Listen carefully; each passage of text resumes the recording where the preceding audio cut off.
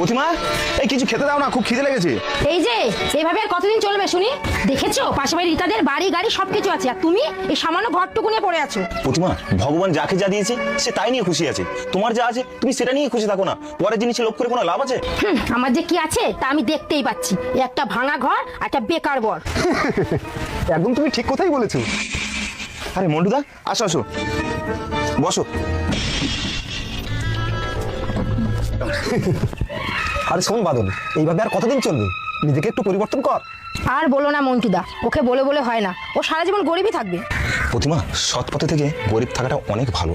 অসৎ পথে চলে বড় লোক হওয়াটা বেশি দিন কপালে সয় না। প্রতিমা, রাখো তো তোমার জ্ঞানের কথা, নিজের তো কিছু করার ক্ষমতা নেই সেটা বলো। আবার ঝগড়া কর। শোন বাদল, তোর জন্য না একটা ভালো কাজ আছে, যদি করতে পারিস তোর জীবনটাই বদলে যাবে। না মন্টুদা, আমি কোনো অসৎ কাজ করতে পারবো না। আরে সৎ পথে থেকে কে কি করেছে শুনি? এই সমাজে যারা সৎ পথে থাকে না তাদের কোনো মূল্য নেই রে, বুঝলি? হ্যাঁ মন্টুদা, তুমি ঠিক কথাই বলেছো। এই শোনো, মন্টুদা যেটা বলছে সেটা যদি না করো তোমার তো ভিখারির সঙ্গে আমি থাকতে পারবো না। আরে ব্যাপারটা বোঝার চেষ্টা কর, মাত্র তো কয়দিনের ব্যাপার। কাজটা করতে বলে না, তুই তবে রাজার হলে থাকতে পারবি রে। আরে কি এমন ভাবছিস? চল।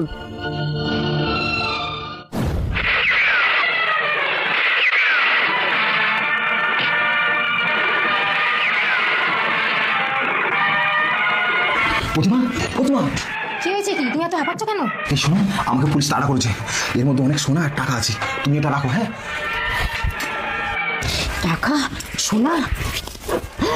এত টাকা? আমরা এখন আর গরিব নেই, আমরা বড়লোক হয়ে গেছি।